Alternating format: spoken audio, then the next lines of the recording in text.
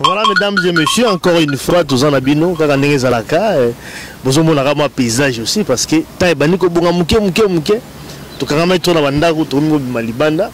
Voilà, on a pour servir bino, qu'on peut bino ba information, ba news. Né marameza au tambo na communauté na biso un peu partout dans mokili za na Congo, et ça a na poto. Alors le nom c'est un plaisir ya koyamba Claude Moussaï événement. Claude Moussaï événement, il y a un événement. Boyebi, tu as annoncé déjà il y a quelques jours, les rendez-vous il y a 11 juillet 2014. C'est-à-dire soirée Mondon à Oscar, soirée Wana, Boyebi, Saper, Rosala, journaliste Fopé Bazala, et puis également aussi, on va aussi, DJ également. DJ également, il faut pas se rappeler. Voilà. Donc, une grande soirée le 11 juillet, à repréciser encore une fois la Katia émission Nabiso.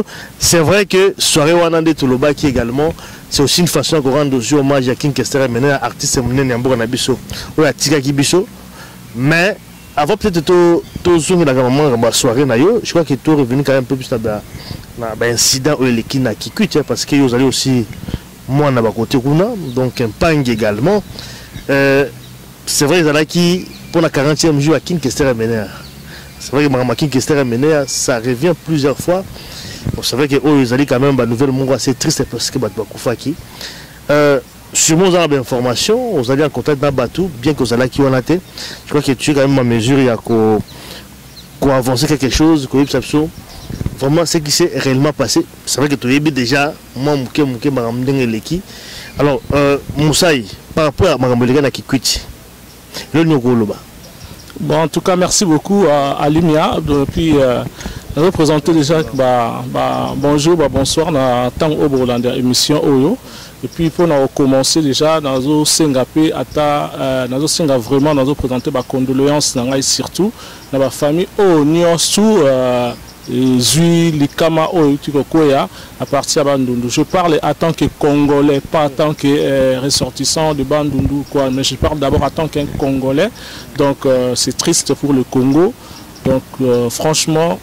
En tout cas, mes condoléances d'abord dans ma famille et puis tout enchaîner. Voilà, donc c'est vrai, mais au-delà peut-être il y a autre Yebi. Parce qu'il y a il y a eu quand même concert qui fallait azobé dans le podium. Après monde de Katani, coupure, il y a eu coupure, il y a n'est-ce pas l'électricité. La bousculade, ma porte de la sortie qui mourait à stade.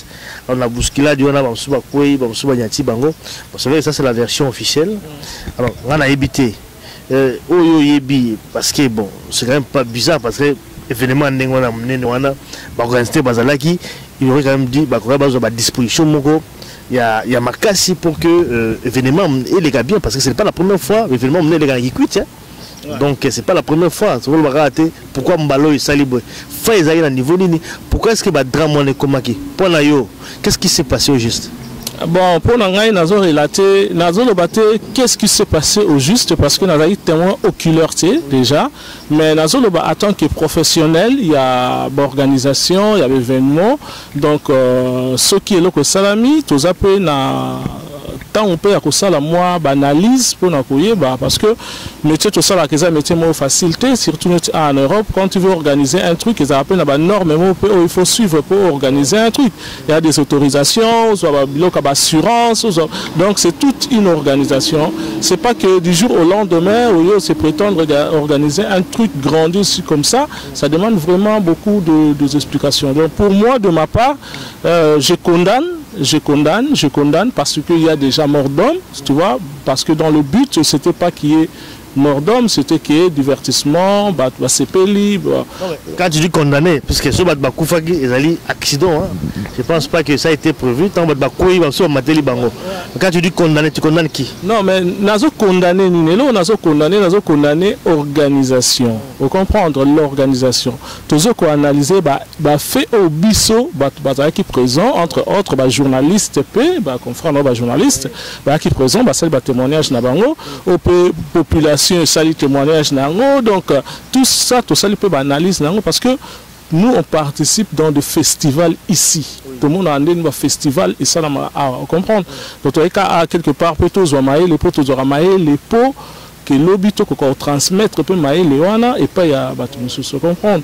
Bon, tu as un accident et c'est salami. Mais ça parce que une première et une dernière.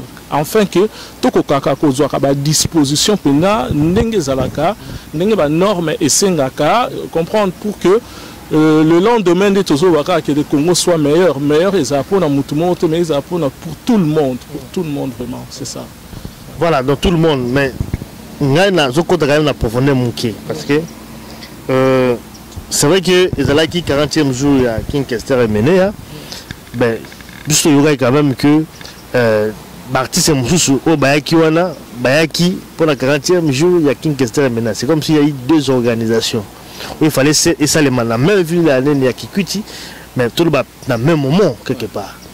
Donc deux organisations dans la même date, bah coûter ensemble parce que tout le monde témoignage à Batakikuti il y a quand même problème, il y a politique aussi. C'est comme si ça a été politisé et que le conflit n'est pas un membre politique et même tu comprends? C'est-à-dire que deux organisations.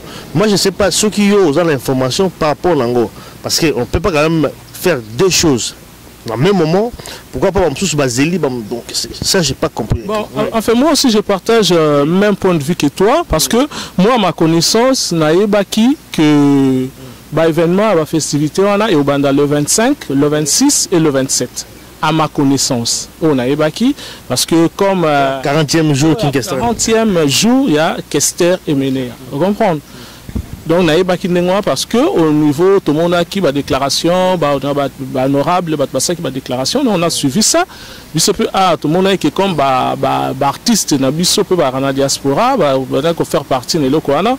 On biso le quoi peut toi au domaine wana carrément tous la curiosité quand même il y a un peu plus na makamboana. Donc tu es le 25, le 25, le 26, le 27. À notre connaissance.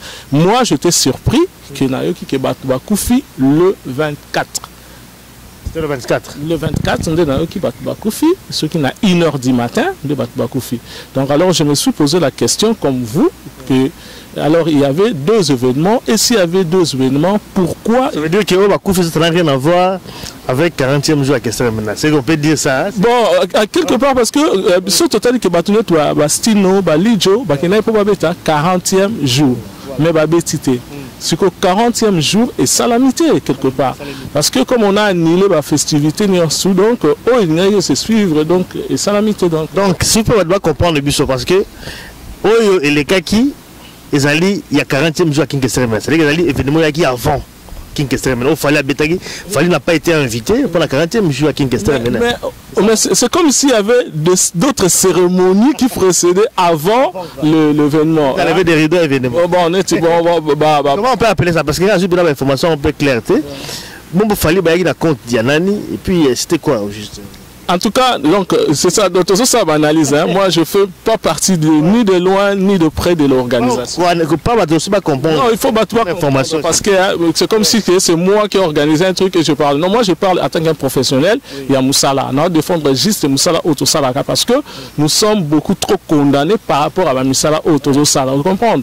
Or, les Moussala nous on a pris beaucoup de temps. Donc, on a beaucoup d'expérience, même sous plus de 25 ans dans ce métier même qui est de production. Donc tout ça là au biso to kokai ko sala to mona pe o baninga bazo sala. Pe to zo mayele par rapport à baninga o bazo sala. Alors ce qui ben sida ya boy et salami carrément donc ngai peut en tant qu'organisateur on a dû se sentir condamné quelque part, coupable quelque part. Vous comprenez? Donc il faut prendre la luka na yeba comment ça va analyse plus profonde pour nous comprendre l'événement. Bon, ceux qui deux parties va organiser même truc. Ils ont un objectif moko. Vous comprenez? Je ne sais pas pourquoi séparer, pourquoi. Donc je ne sais pas. C'est ça le problème. Allons peut-être toujours analyser. Puis on a parlé de sabotage. Peut-être on a saboté pour que l'événement il y a question 40e jour ils ont annulé. Hein. On parle aussi de sabotage, peut-être, on ne sait pas, parce que bon, Bakoufi, est-ce qu'on peut aller jusque là? Parce qu'il faut quand même tout mesurer quand même propos Nabiso.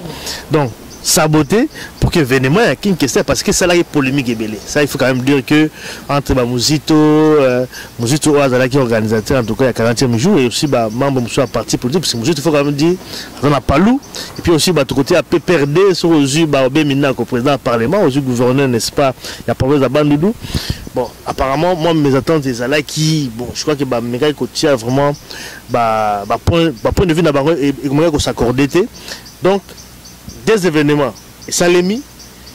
Alors, des organisations, pour les lois menées, sans qu'il y ait en fait harmoniser point de vue d'Abango, risque quand même d'échouer parce que quand on organise l'événement mené, tout le monde dans la ville à Bruxelles, dans la même place, des événements, alors organisateur ensemble était même ça peut rater aussi. Mais en tout cas franchement, place on a coquille pour rectifier l'eau pour moi.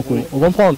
On ça juste analyse. Vous comprenez? On l'a compris. Le profondeur de l'histoire des organisateurs mais moi je me pose seulement. Parce on avait senti ça déjà à l'avant. Il y a eu des gens à la chaîne à la télévision, au monde pour le Oyo, pour le déjà Oyo. Ça on sentait déjà l'artiste Oyo pour la Oyo, l'artiste pour la Oyo. On a vu. C'est un peu bande de nous quand même, on ne comprend pas la bande de nous. C'est ça. Qu'est-ce qui est pourquoi est-ce qu'ils n'arrivent pas à se mettre d'accord avec la politique? Mais ce que tu viens de dire, c'est tout à fait. Je suis d'accord avec toi parce que nous avons organisé sur même un Eloko Moko. Vous comprenez? Eloko Moko. On est salué par la musique, Bani. Tu vois que entre le musicien, concurrence et Ali, les concurrence loyale et puis loyal aussi de loyal et komaka et puis fanatique bayaka na makamususu pour sakake songi artiste écoute tout mais et comme il guerre entre les deux camps, tout ce genre de choses te prévoira toujours babiloko wana parce que sinon na yangonde et salarake ba makam et salamande wana, vous comprenez? Mais le problème est que si on parle de l'organisation, on parle de l'organisation, on ne parle pas des organisateurs, mais on parle de l'organisation. Oui, mais organisation, ça veut tout simplement dire organisateur, parce qu'on ne peut pas. Organisation, c'est vrai que personne n'est derrière ça pour faire l'organisation. C'est ça, personne. Là, ça faille au niveau de personne, au niveau de l'idée. Quand il y a quelque chose qui coince, l'organisation peut coincer. Si, il faut comprendre. Je n'ai pas dit ça dans le sens mot propre, mais dans le sens mot qu'on peut figurer, pour comprendre que. Tu as surtout analysé le coup là. Stade, où il y a Bandundu, où on va organiser événement. Donc, événement. Mais événement, on a déjà, tous les villes qui ont Bandundu, qui coûtent Bani, artistes ont déjà programmé. C'est un grand artiste. Donc, quand tu déplaces l'artiste et Minene et Belé, na place Moko, il faut s'attendre à quelque chose. Pour déjà, un grand artiste déjà. Vous comprenez? Si je parle de grand, ça veut dire que la popularité, tu vois, alors si c'était vraiment un événement. C'est pas un truc non, c'est un événement qui se prépare. Dommage qui est raté parce que le festival est reçu, il va rééditer en haut, il y a peut-être chaque année, maintenant là, on a cassé vraiment l'élan. C'est dommage quand même. Si. On a cassé vraiment l'élan. Pourquoi? Parce que au moment d'une activité, il y a eu un mélange de beaucoup de choses. Ça veut dire que au début, il y a festivité. Premier événement, il y a festivité. Mais en même temps, il y a retrait de deuil. Donc, tu comprends? Donc, des événements, il y a quatre. Tout ce point de matanga, tu l'as pile. Mais il y a quatre, on a pu, il y a début, il y a festival, donc, ça veut dire que donc c'est ça ce qui s'est passé à peu près. Bon, maintenant, disposition nini auto koki kozwa poto sala babiloko oya minene boyi. Vous comprenez? Biso ça analyse oyo toyoki batu balobi batu baza sur place. Stade Bandundu déjà, que ça la festivité kuna ezam ba dire que manque ya électricité eza déjà na ville. Manque à l'électricité ezali eza ba histoire manque à l'électricité ali donc batu batambola ka so tambola po biso de kana ville on toyebi donc que batu batambola ko sentir que ce qui est commis déjà ba 17 euros sentir que mulili et bani okota vous comprendre. Alors est-ce que ba stade ndengo wana eza approprié pour ba sala ba concert et que le tina butu Vous comprenez? Ça, c'est pas obligé toujours quand la en bout. Ça, c'est première question. Pourquoi il faut pas que nous ayons parce que stade on a comme la lumière, c'est mieux que si ça, activité pendant la journée. Vous comprenez? Moun des athées, il n'y a pas de problème. Les comme à Mouli, aller, Bokati, soirée. Mais si quand on non, malgré courir zaté, mais tout ça là, on kaka na stade où on tout groupe. Vous comprenez? Donc, on assure que quand on prépare le plan, on prépare le plan A et le plan B.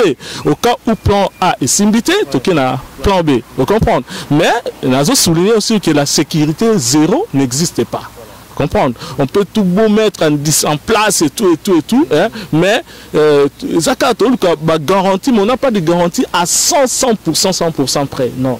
Tu comprends? Donc, ça m'appelle que l'organisation peut être bien, mais inciter salami. Ça peut arriver. Mais ce que tu as analysé par rapport à la disposition au besoin qu'il y a. Tu as stade non éclairé. Ce stade est non éclairé. Moi, en tant qu'organisateur, franchement, il est non éclairé. Na oluka, na à disposition parce que na dingi na sala ngo kaka place wana. Donc na komisango et comme eloko ya butu.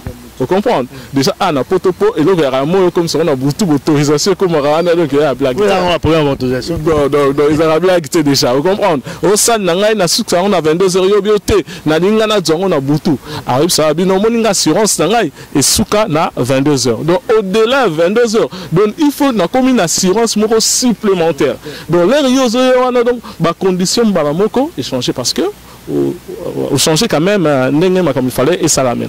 Vous comprenez? Alors l'air bateau bazoui initiative je pense qu'il fallait que la disposition il y a bien et ça là. Vous comprenez?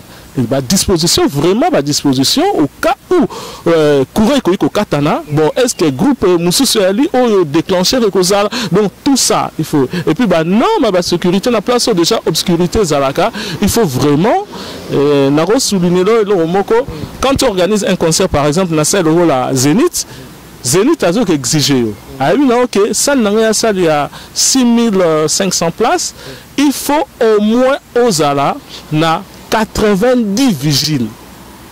Tu comprends? Donc, au Coréen, les agents de sécurité te disent pour sécuriser. Non.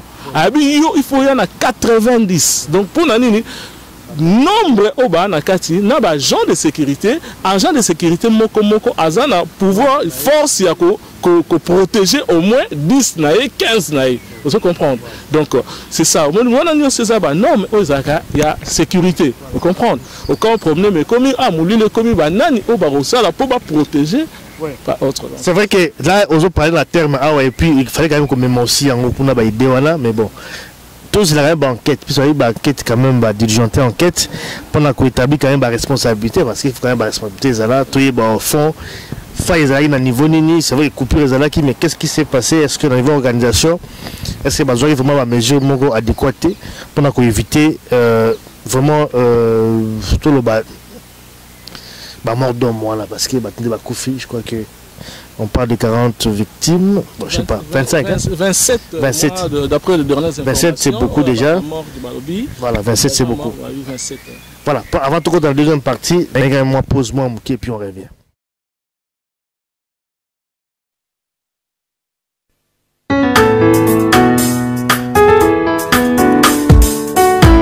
Pour avoir la bonne récolte, faut-il avoir une bonne semence ou avoir une bonne terre? Jean Bamoka, voici l'artiste. Romain Morgan, les full boss. Amour, amour. Nelly, les mini. Yakozongi, c'est l'angaï plaisir. Ma joie de vivre. Mema, namour na yo. Soki otalia wepanga nazali yokomona kaka mposo mpamba yokenda na paradis otikanga na enfer nazotuma mpe na libanda nani apesa ngai maya mpamba esoulage motema na ngai mwana mari amour héritier symbole amour Paul Mokandila Guy Maurice Nteka Yoleli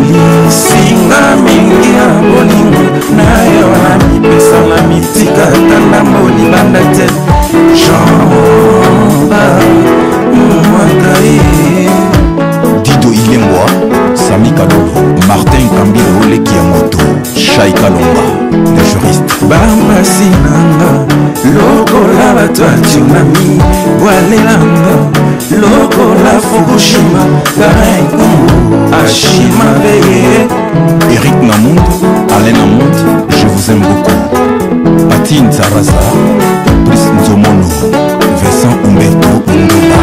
Y'a Kolingani, mais cette fois-ci que la mamba les offrandes, les lambaba, portalo, italo, et un cimetière. Kitchen Camilo, veut dire bongo na misabi. Boma, boma, boma, boma na yonga ye. Sa na yonga.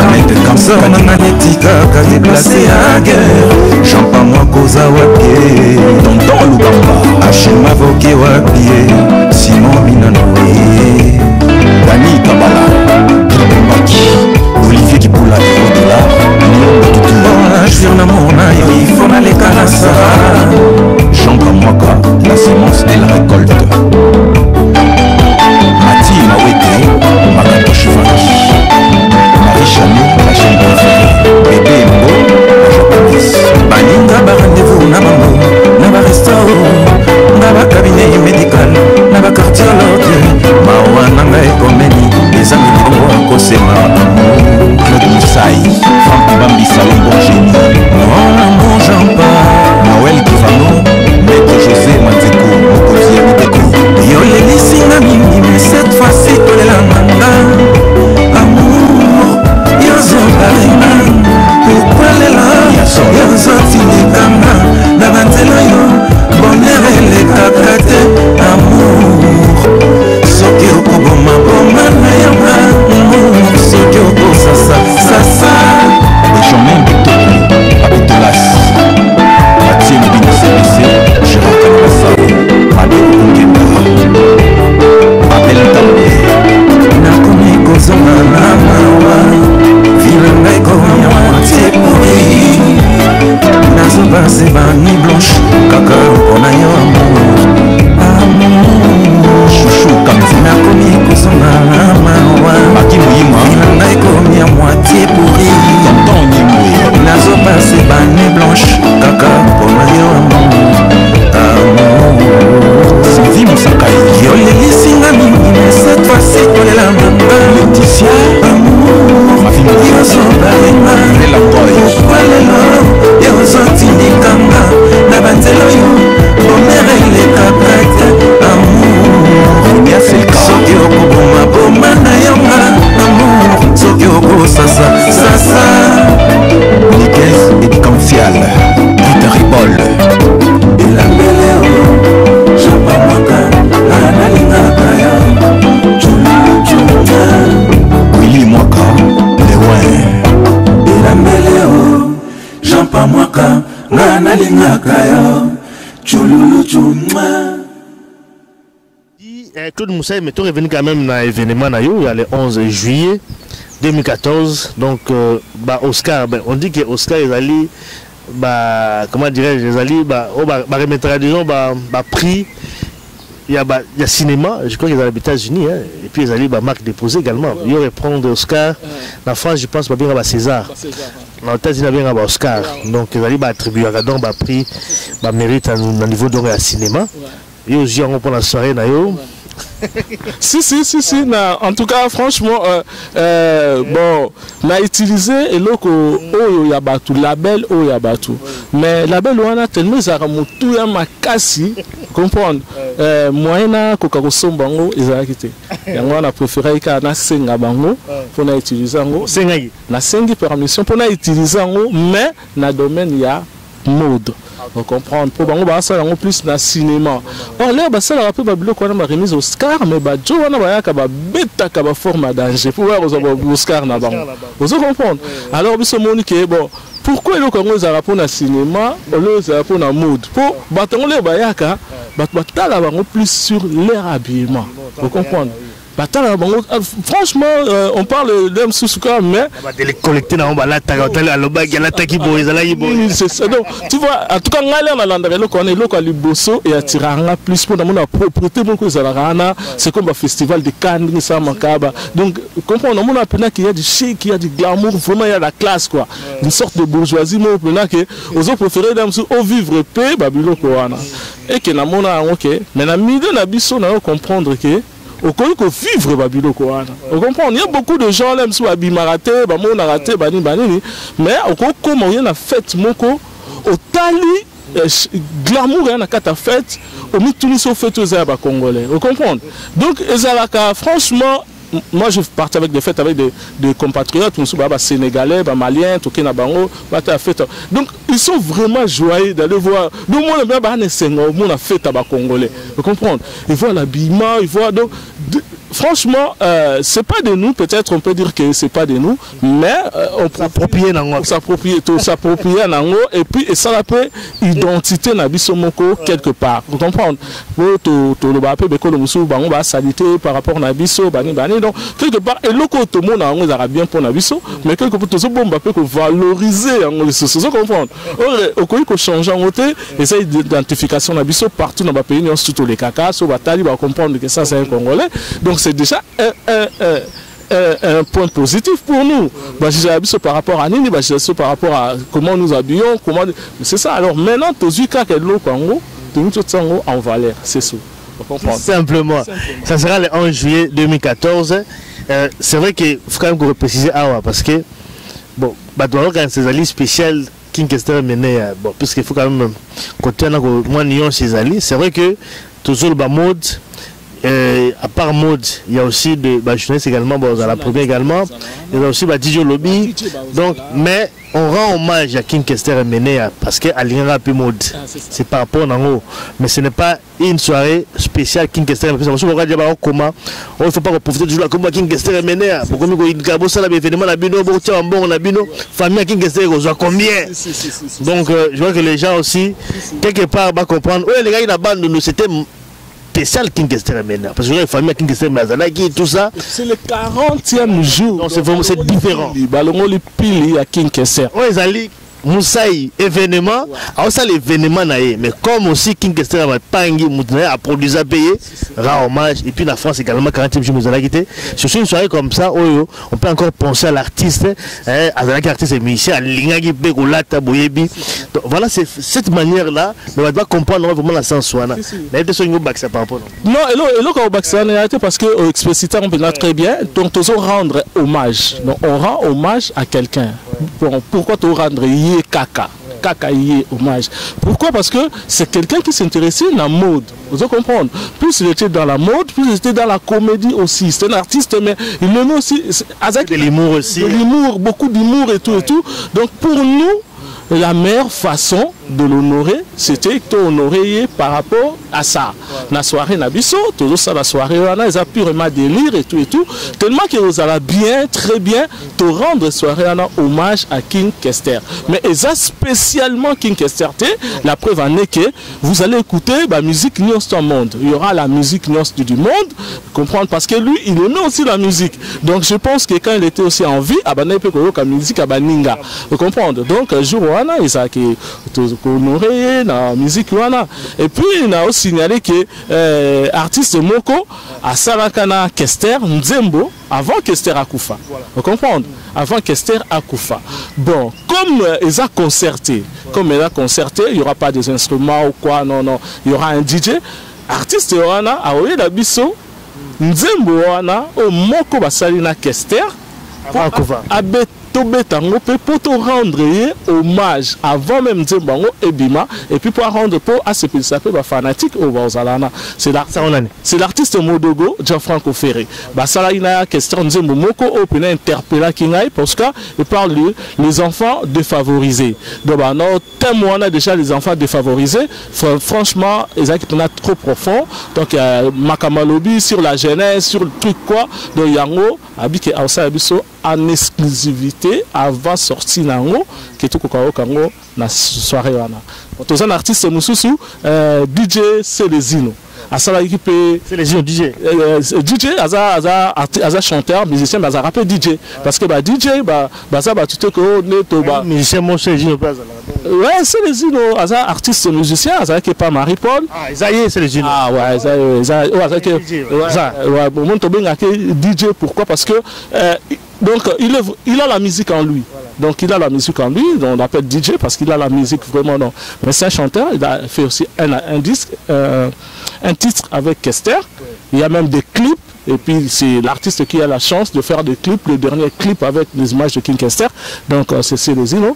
À cette occasion-là aussi, on va projeter l'image là juste pour rendre hommage à King Kester. Donc vraiment, il faut bien batouba meka comprendre, qu'il n'y ait pas d'amalgame, qu'il n'y ait pas détournement, on veut faire retourner la musique d'une autre manière. Non. Parce que si c'était pour ça, peut-être on n'allait pas penser ainsi. Tu comprends? Nous, on a pensé plus loin, donc encadrer des choses vraiment pour tout ça. On a énormément et ça quand même bien. En tout cas, franchement, l'enseigne a vraiment la bateau va soutenir événement Oyo, va continuer à soutenir événement Oyo parce que et vous allez bien, et vous allez bien, et vous allez bien. Et vous allez très bien. Donc la date c'est Zaline de lobby le samedi 11 juillet, c'est vendredi. Vendredi 11 juillet 2014. Adresse rapidement. Oui. Ouais, à Noisy-le-Sec, espace Noisy-le-Sec. Espace Noisy-le-Sec, ils ont la salle où ils ont juste quand on quitte la Renault, métro Renault Keno, on a Paris, tout droit au Mont Henri de la Pointe, et puis c'est là. Donc, on va partir à 22h jusqu'au petit matin. Donc, franchement, la sécurité sera totalement assurée. Mais, comme je vous ai toujours dit que la sécurité zéro n'existe pas, c'est que la volonté, l'amour des gens envers les autres, c'est ce qui est plus important. Parce que quand tu viens avec vraiment l'amour, je ne pense pas que le coup ça la connerie et pas des conayo, mutunao. Moi je pense que la sécurité zéro n'existe pas, mais notre conscience qui nous pousse vraiment à aller d'avant et de faire des choses bien. Donc ça c'est le plus important. Voilà, ça c'est vraiment une bonne conclusion. C'est vrai que les alliés délire, mais tout le monde délire n'esprit à bien. Bien que tout le monde allait Oscar va remettre quand même à prix bateau va yende bango mutu va voter. Donc va voter. Alors comme ça on délire. Oui à bimanaye à bimi mais ba bimi te n'esprit bien. Sportivement ils ont la tête que non moi jalousie mais alors le moi délire gaga n'esprit bien. Si donc on a même pareil pour des journalistes hein, donc journalistes nuance tout le to le baikake journaliste peut to lukani. Le but c'est quoi? Ce qui est de meilleur, ce qui est de bon. Vous comprenez, pour le lobby et Zala, bien. Quoi qu'on peut dire de la SAP, qu'on ne joue pas de l'hypocrisie, nous sommes tous, nous aimons tous que tous à la bien, tous à la propre. Congolais, nuance tout. Donc, je mets ma main à couper quand tu demandes à tous les Congolais qui na linga kana zala bien, na la ta propre na zala bien. Vous comprenez? Donc, c'est le mot que les autres comme sango qui est comme mauvais. Non, ils sont mauvais. Vous comprenez? Mais bato balingi elamba o alingi elamba te alingi et puis mutunyo ça il y a aussi na mulai ya mnoko na yo songe na yo singa na yo parce que c'est ça c'est ça kokangote kokota pété c'est ça en tout cas la preuve à nous na lobike na kata soirée wana il y aura des figurants, il y aura des téléspectateurs et puis il y aura des acteurs. Vous comprenez? À un certain moment au remonte que niveau makam o combien bilamba ba cher combien wa ezoko empêcher ngana comme obina na piste donc OK ko fanda vous comprenez parce que ils vont amener leur délire peut-être yo au coca délire na bangoté alors leur délire c'est quoi? C'est vanter leurs vêtements donc c'est un délire c'est pas de la délinquance c'est pas non parce que après wana bazongi en tout cas normal hein parce que normal donc ça tout à fait normal donc on va tourner tout quand même que un peu sur Elo Koana pour batumingi dans ce passage interpréter mabe bango bakuma laksa mara bilamba ngaza saperté je suis pas sapeur mais je sais aussi de me couvrir c'est ça donc ezaka ndingwana mais bon manzoto et bon bakanzoto donc ça vraiment bien pour nabiso là tout ça na ndena ebino programme d'engeza to banda côté ka ba invitation nabiso à partir il y a mois de mai to bandote ka ba carte nabiso au sombi carte moko aux ana carte moko gratuit promotion en ezapona 100 premières cartes donc 100 premières invitations place aux a signalé quelque part donc au sombi invitation moko aujourd'hui invitation mon corps. Pour les 100 premiers. Pour les 100 premiers. Pour les 100 premiers. Et après, on a stoppé. Puis nous sommes tout à fait normal. Mais pour les 100 premiers. Et puis là, maintenant, la première étape et dernière étape, ça, là, on a se présenter. Prochainement, à Bruxelles, il y aura maintenant des sapeurs. Le groupe de sapeurs, il y a Bruxelles, il y a lobby. Par rapport à l'événement et après beaucoup de monde a sous groupé à Bassaper il y a Paris au lobby déjà pour l'événement au monde a groupe à Bassaper il y a Hollande au lobby au monde à Londres beaucoup de monde à Suisse vous comprenez donc vraiment c'est un truc qu'on est en train de préparer c'est pas pour nakaka tout favori tout non en tout cas c'est un truc de bien il y aura des soirées moins bien mais pour rendre un hommage à Kester, c'est comme si le lot n'a eu diplôme nanga mais n'a diplôme nanga n'a rendre au na père nanga na dédié en interne voilà donc merci King merci Moussaï Claude Moussaï événement je crois que tu na souka parce que des temps également les qui tu comme na souka na peut sur dans le mot bax 10 secondes ou quelque chose pour clôturer bon le quand on bax alika que bon salutations surtout toujours à ma petite famille hein, mes enfants Pacifique Joyce mes enfants Arsenic donc c'est ça et puis nazo ko signaler aussi na baninga nyonso vraiment va soutenir projet OO, va soutenir événement OO vraiment et vous avez vraiment très bien pour tout le monde. Et puis je donne aussi par remerciement à beaucoup de Pongo parce que c'est un garçon à qui je compte beaucoup sur lui qui travaille aussi énormément pour la préparation de soirée OO. Merci en tout cas, on va comme il y a lobby, on va encore revenir, je crois que jusqu'au 11 juillet, on aura encore l'occasion de revenir, n'est-ce pas, dans l'émission de la merci en tout cas, Moussaï et aussi la bateau Biso partout, merci beaucoup. Et puis la bonne sanité, Mote Asuka Ezali et pas Mouninga Nangai, donc que la personne que j'aime aussi, que je porte dans mon cœur, Ezali Loaza, Azali l'homme, il y a Kanora, donc l'homme à Kanora, Loaza, donc en tout cas Noël, Bakoukou Pena, place aux alliés. Merci Moussaï, merci beaucoup.